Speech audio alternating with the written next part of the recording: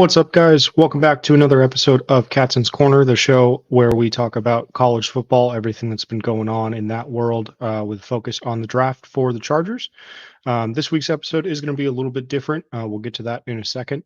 Before we do, make sure that you guys are doing all of the general YouTube stuff. You guys know the deal. Make sure you subscribe to the channel, hit the little notification bell so that you get the episode notifications anytime that I'm on, anytime that Alex is doing bolt breakdowns on Mondays. Arjun, Steven, Tyler, you guys know the whole deal.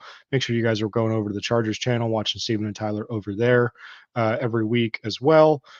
Do all that sort of stuff. If you want to keep track of what I'm doing in particular, especially as we get deeper into draft season, I'll be doing more stuff, kind of long form written stuff about the draft. You can always follow me on Twitter at Alex Katson, spelled the same way you see my name spelled on the screen there. Everything always the same. Make sure you guys are doing all that stuff. We appreciate all your support. I've been really happy with the way that the show's been going. And so, yeah, appreciate you guys for being here for another week. We are going to do a little bit, do something a little bit more fun this week, because the Chargers only went to one game that I could find. And so if you have not been on the show before, normally what we do is we talk about every game that the Charger scouts went and visited this week in college football, talk about one or two prospects from each of those teams, kind of their fit for the Chargers, where I see them going in the draft, do like a little mini scouting report on them. We've done that for over 110 guys at this point over the course of the last 7 episodes. So if you're interested in any of that, feel free to go back and watch those. But the only game that I could find that the Chargers went to this week was Ohio State, Penn State, which is the 4th time this season that they've gone to a Penn State game. It's the 2nd time they've gone to an Ohio State game. And it was, yeah, I just didn't want to talk about them more. I feel like I've talked about Penn State in pretty much every episode this season. You guys know the deal at this point, I feel like.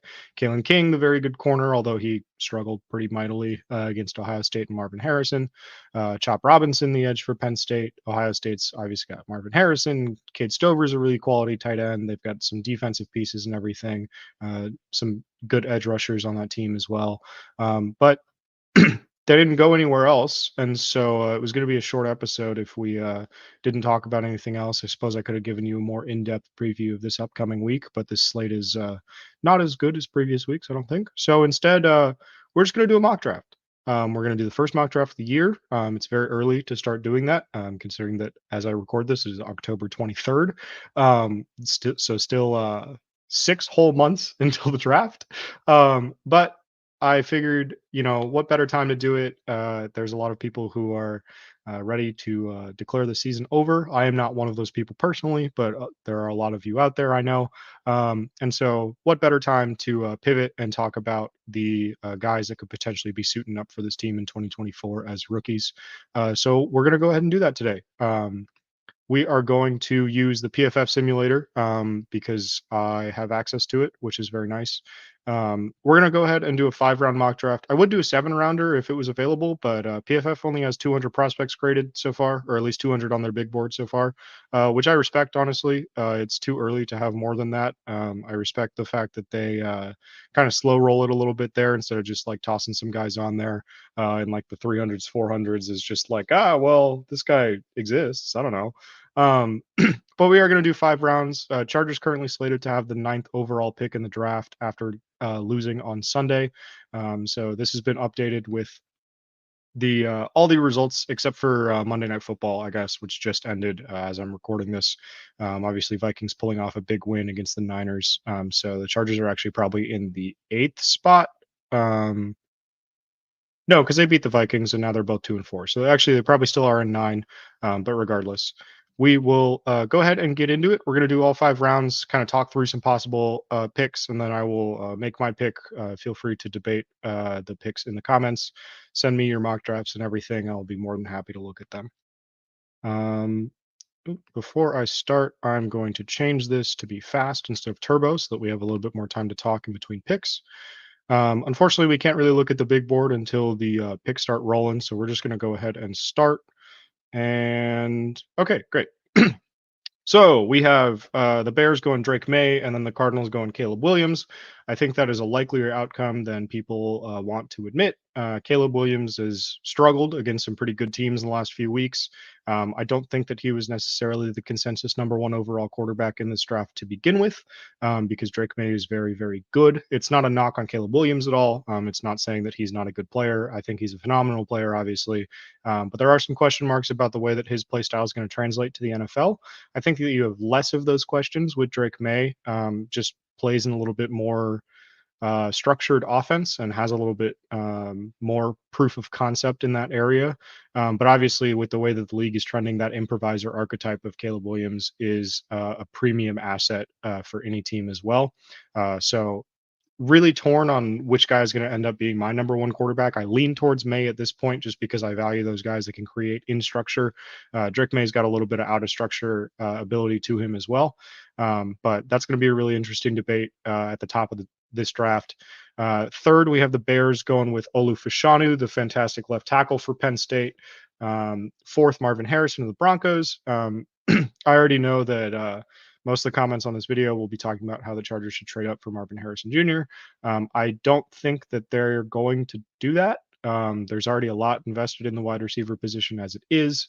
Obviously, even if one of Keenan Allen or Mike Williams leaves the team after this season, you still have one of those guys under contract for $20 million plus a year. You just spent a first round pick on a receiver last year. You have Josh Palmer on the team who's really come along and who they really like. I think that they're probably a little bit too over invested in the position to trade up and take another receiver. Does that mean that they won't take a receiver in the first round again? Absolutely not. I just don't think that they'll trade up to do that. Fifth, we have Laiatu Latu, who PFF is super high on. Medicals are going to be a big question for him, but he's been super productive for UCLA this year. Forced to retire because of a neck injury at Washington before he transferred to UCLA. But he's been fantastic this year, was fantastic last year as well. Malik Neighbors goes sixth to the Patriots, another really good receiver in this class. He's going to be in a pretty tight battle for wide receiver 2 with some other guys that'll be on the board here. Joe Alt, the Notre Dame left tackle to Green Bay, and then Kool-Aid McKinstry, the corner to the Vikings, which means that the Chargers have available to them Brock Bowers, the tight end from Georgia, who is out for probably the rest of the season. He had tightrope surgery on his ankle, so he's going to be out, I think, another 5 or 6 weeks. We'll see if he comes back or not. By the time he'd be healthy enough to come back, it'd probably be for the playoff. And then you kind of get into does he come back to try to win another national championship with the Bulldogs, or does he rest up for the draft and make sure he's 100% healthy? We've also got Chop Robinson, the edge from Penn State, who's had a fantastic season. Did get injured against Ohio State this week, but has had a really great season. I really like his tools. He's one of the most athletic players in the draft. Would be a great fit alongside Tuli Tuipulotu in that kind of like new look Chargers edge room, especially with Joey Bosa or Khalil Mack probably leaving the team after this season. Cooper DeJean, the corner from Iowa. I've talked about him on the show before. I've kind of talked about him as a defensive back rather than like a corner specifically. Can play corner, can play safety, can play in the slot. He's a really great punt returner as well. Had a punt return that would have won Iowa the game that got called back on Saturday. It was pretty unfortunate, but he's an excellent player as well. And then we get into these receivers that are going to be in that wide receiver 2 conversation with Malik Neighbors. Keon Coleman has been an absolute freak of nature for the Seminoles this season. Romo Dunze, my guy, has been fantastic for the Huskies as well. And then a couple guys that we've talked about at at length on the show already this season. Kalen King, the corner from Penn State, who really fits exactly what the Chargers are doing on defense as of right now. And then also defensive tackle Jerzon Johnny Newton, who's been out of this world. Had a great game last week that Jordan Reed from ESPN has been tweeting about. Fantastic player. Really like what he's put together on tape this year and last year. Another guy that would really fit for the Chargers as kind of like a 3-down, do-it-all defensive lineman. But I think you guys know the deal here. Brock Bowers is a household name. I think that you guys would all riot if I didn't pick him in the first round for the Chargers. Tight end is a need. I do think that Bowers is a significantly better blocking tight end than anyone that's on the Chargers roster at this juncture. In addition to the fact that he is a generational caliber tight end prospect at receiver, which I know is an annoying thing to say because we've had three or four generational tight end prospects in the last 5 or 6 years. But Bowers is truly like a one of one talent. Definitely worth a top 10 pick, despite the fact that he plays tight end. Would really open up the Chargers offense, give Justin Herbert another weapon to work with. I think that has to be the pick in the first round here. So we will go ahead and draft him, see how the rest of the first round shakes out here, and then into the early second. And so let's see the last few picks here. AD Mitchell is another receiver I really like as kind of a deep threat guy. JT Tuimalau had a couple nice reps against Fashanu in that Ohio State Penn State game. Chris Jenkins, pretty good nose tackle. Jatavion Sanders is kind of that tight end 2 guy, another really great receiving option. And then Johnny Wilson, who's a 6'7" receiver for Florida State, has been banged up a little bit this year, is kind of taking a backseat to Keon Coleman. Riley Leonard to the Patriots is funny. That's a very Patriots-esque pick, I think. Kind of, I don't want to say Daniel Jones-esque because you get a little bit too far into helmet scouting there with, two guys that went to Duke and kind of have similar play styles as like white quarterbacks that can run a little bit more than you'd expect. Leonard has been hampered by an ankle injury for a lot of this season, but he's been good when he's been able to play. Duke's offense is a little bit simplistic for my liking, but he's a good player. Xavier Worthy, the wide receiver from Texas, him and AD Mitchell make up one of the better wide receiver tandems in the nation. I don't think it's top 2. I think that it's Washington and then Ohio State, then probably LSU, and then Texas is kind of right in that next tier of conversation. So probably I would definitely say top 5, but not top 2. And then Shedeur Sanders, I think you guys all know the deal with him going to the Vikings, one pick before us at pick 40 here. Obviously, not missing out on much from a Chargers perspective because we don't need a quarterback, but still an interesting thing. Just scrolling up here, seeing what else happened. Tyler Nubin going in the first round is interesting. One of the better safeties in this class, someone who I think would target kind of later in the draft, probably more in this like second or third round range. But let's look at who we have on the board here, second round. And so we have JJ McCarthy, the Michigan quarterback, who has been really solid this season. I think that he's been one of the better players in the country. I think that he's kind of flown under the radar Heisman wise because he had a pretty bad game against Bowling Green earlier in the year. Michigan hasn't really played anybody yet, but he's been productive and has kind of not done anything objectively wrong yet, which you always like to see. Xavier Legette, wide receiver from South Carolina, has had a breakout season this year. South Carolina went into this season thinking that Antwain Juice Wells was going to be their top receiver. He ends up getting injured pretty early in the season, has kind of been limited since coming back, and Legette has really taken off. Track guy, has really generated a lot of yards after catch for that offense. Spencer Rattler has one of the lower ADOTs in college football, but it doesn't matter because Legette just takes all those passes and generates an extra 15, 20 yards. TJ Tampa, interesting to see this high, the corner from Iowa State. I know a lot of people in NFL circles that like him. I personally haven't gotten around to seeing a ton of him this year. Iowa State's pretty bad. And so I generally have not had a reason to watch them this season, but he's a fun player. Fits the archetype from like a height, length, speed profile. God, my brain just went completely empty for that one. But yeah, kind of fits like the prototypical mold of what you'd expect from an NFL corner. Kind of one of the lone bright spots on that Iowa State team this season. Kalen Bullock is an interesting guy from USC. Safety, super productive around the ball, but cannot tackle at all. Just a horrible tackler, really. I don't want to like diss any players on this, of course, or anything. I want all of these guys to succeed, but he does really struggle as a tackler. It's kind of emblematic of USC's entire defense. But a super productive guy around the ball. It's gonna be interesting to see how NFL teams value that sort of thing. Scrolling down a little bit more here, Dante Corleone is a nice D tackle for Cincinnati. More of a nose tackle sort of guy, more of like a run stopper. Not really what the Chargers need on the interior, but a fun player, someone you should get eyes on if you can. some more quarterbacks here. Jordan Morgan is a nice tackle for Arizona. Chris Braswell's had a nice season. Mason Smith has done pretty well.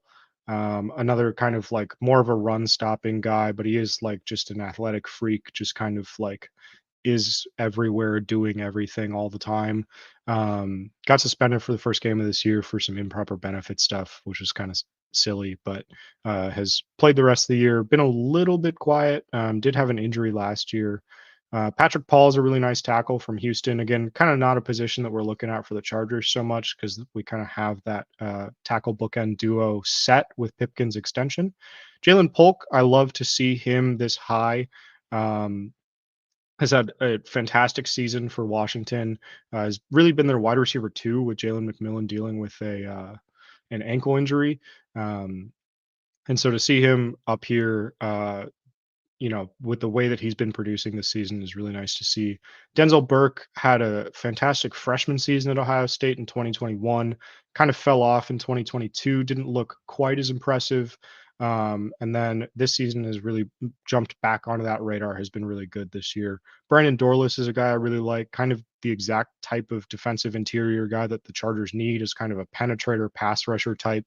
Someone that I was really advocating for them to take in the draft last season, but he ends up returning to school, has had another good year this year. Someone that I'm definitely going to have my eye on here. Jonathan Brooks as well from Texas, the Bijan Robinson replacement. He's been one of the better running backs in the country.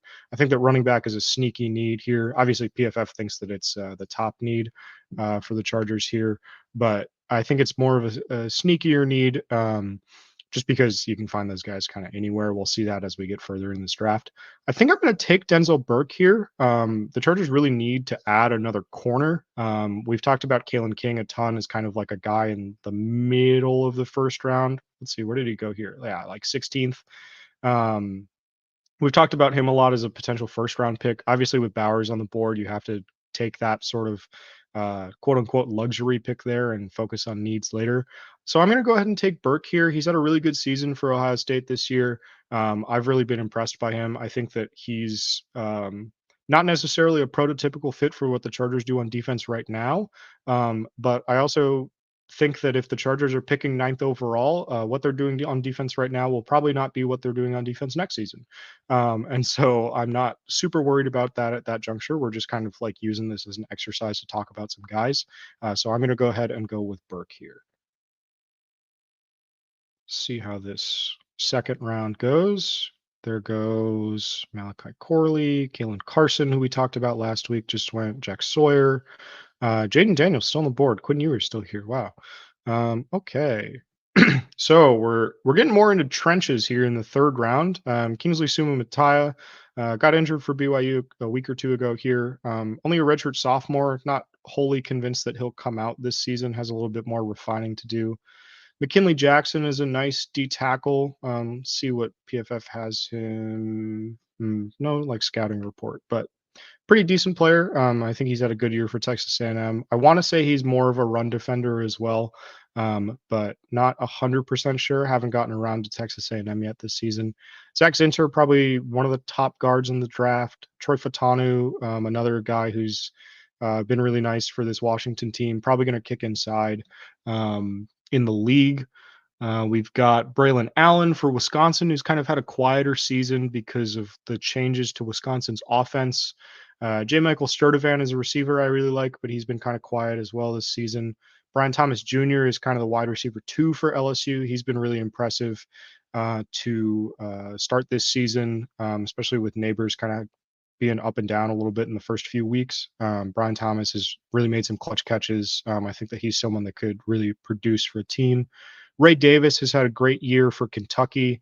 60-year senior, so I'm not really sure how the NFL is going to value him, but he's been fantastic. Torrey Horton, probably the second best group of 5 receiver in this draft. I think Malachi Corley is the best one. He went a little bit earlier, I saw, towards the end of the second here to the Dolphins. That's a ridiculous fit, by the way. Troy Franklin, another receiver that I know that some of you have asked me about, some of you guys like as kind of a speed guy. But we've scrolled down far enough that I found my guy, that is running back Bucky Irving out of Oregon. Just impossible to tackle. he did pick up a slight injury in Oregon's game this week, but he has been phenomenal this season. I am going to be a little bit interested to see how NFL teams value him just because he is really small for the position. I think he's sub 200 pounds. But unlike Jameer Gibbs, who we had last draft at sub 200 pounds, I'm really not concerned about Irving's ability to run with power. If you go and watch him play, it's just impossible to get him down on first contact. That's something that the Chargers have kind of been missing this season. And with Eckler and Josh Kelly both hitting free agency this season, I think that, like we said earlier, running back is kind of a sneakier need for them. I really like the idea of picking up Irving in the third round there. Moving on to the fourth here, scrolling through, Spencer Rattler is here. Roman Wilson has had a really nice season for Michigan. Blake Fisher's kind of struggled at right tackle for Notre Dame. Kyrie Jackson is here, the corner. Gabriel Murphy, one half of the Murphy twin edges for UCLA, has been pretty good. Ricky Pearsall has been fantastic for Florida, more of a slot receiver. Um, let's see. Jalen Simpson, kind of a corner safety hybrid type guy. I think he's moved to safety now that Pritchett and DJ James are both healthy. Max Melton, shout out to Alex Insdorf, a Rutgers guy. Let's see. What do I want to do here? I've already taken a tight end. Kind of not loving this board for the Chargers. I think I'm going to take Roman Wilson. We haven't taken a receiver yet. I do think that they're going to add to the room a little bit with just the way that things have been going. I know that they've been not necessarily super active in calling about some trade candidates, but they have inquired about a couple. They're clearly trying to add more to that room. I think that Wilson has had a really strong season for Michigan. Also adds a little bit of return value, can kind of like fill in as a returner if Darius Davis is ever out for any reason. Adds a little bit more speed, a little bit more nuance as a route runner. I think I'm going to go ahead and go there, but I don't love it. Kind of a bad break on the board for the fourth round here. Let's see. Spencer Rattler just went. Cade Stover just went. Raheem Sanders is nice. Luke Lachey goes the pick right before us. He's a nice tight end. I think he's out for the season for Iowa. Jordan Travis still here. Joe Milton still here. I think that's probably correct. Ben Bywater is a linebacker whose name I think you're going to hear a lot more as the process kind of gets going. And he's kind of the spearhead of not a very good, but a good BYU defense. Keith Randolph is kind of the partner to Johnny Newton on that defensive line. Let's see. We've got Lathan Ransom, a nice safety. He's really picked it up this season, really struggled last year. Steve Linton is a nice situational pass rusher. I know I saw someone mention him in the Discord today as kind of a day 3 guy that he really likes to pick up as a situational guy. Ben Sinnott, another solid tight end from Kansas State. This tight end class, if you don't get Bowers, there's not really a guy at the top of the draft that I like a ton. Jatavion Sanders is probably the closest one, but I think he's more of a second round player. But there are a lot of these guys that are going to be available in like the third, fourth, fifth round that I think are going to be really quality NFL players, have a role, and really be able to do some damage. Sanat is one of those. Luke Lachey is one of those. Cade Stover, one of those. Scrolling up here, seeing if any other ones went a little bit earlier. Jaheim Bell is another one. I think he's going to be more of like a Chigakonkwo type. He's kind of a smaller guy who you kind of move around a little bit. Malachi Moore is here. Anaya Smith is here. Scrolling through. Jordan Birch has had a pretty nice season for Oregon. Cedric Gray is a nice player. But I skipped over someone that was intentional because Cole Bishop is here. And if you follow me on Twitter, you saw that I picked him up in the 5th round of a sim that I did right after the game yesterday. And Steven, our resident Utah fan, of course, hopped into the replies of that tweet and said, Cole Bishop in the 5th round, the simulator's already broken. And I went, yeah, I agree, but I will take it for the Chargers if he's there. I think that Bishop has a real argument for being the first safety off the board in this draft period. So the fact that he's available in the 5th round of any simulator is kind of insane to me, but I am absolutely not mad at it whatsoever. Just a huge hitter. in the college ranks. Has had a fantastic season for Utah, has been all over the field for them. Someone who I really think is going to be an impact player in the league. If you get him in the fifth round, that is absolute highway robbery. It probably means that like some not great stuff came out about him or he gets injured or something, which I I don't think is going to happen. I think that he's going to go much, much higher than this. But for the sake of the exercise, for the sake of talking about it, for the sake of getting excited, I'm going to go ahead and do it. I think he steps in as a starter immediately on that team. And so, yeah. So this is our draft. We got Brock Bowers at pick number 9 overall. I know you guys will be excited about that one. PFF is as well, giving me an A for that one. D plus for Burke is tough. That's rude. I thought he was the best corner available there. Obviously, TJ Tampa was ranked a little bit higher on the board for them, but like I was telling you guys, I haven't really gotten around to watching Iowa State this season, so I'm not gonna pick a guy that I haven't really had a chance to get eyes on and kind of like fumble my way through it. I want to make sure that like I'm talking about guys that I have some background on for you guys. So that's why I went with Burke there. TJ Tampa, probably a good player as well. I will update you guys with my thoughts when I do get around to him. I think that PFF is underrating the need at corner, and that's probably where this grade is coming from a little bit as well. A C plus for the running back in the third round. That is a classic running backs don't matter sort of grade. I feel like I really like Irving. We get a B for Roman Wilson in the fourth. Solid with that one, and then a C for Cole Bishop after I go on that whole rant about how he's not even going to be available at this pick. Um, so pretty harsh grading here, I feel like, but overall we get a B. I will take that for sure. um, I think that this is a obviously it's a very early look. Things are subject to change. I don't think that the Chargers are going to end up having the ninth overall pick to begin with. But if they do, they could do a lot worse than taking Brock Bowers in the top 10, giving Herbert another weapon.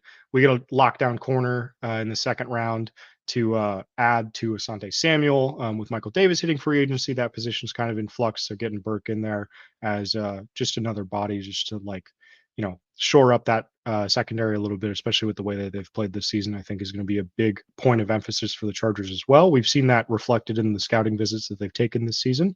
And they were just at Ohio State to watch Burke play against Penn State.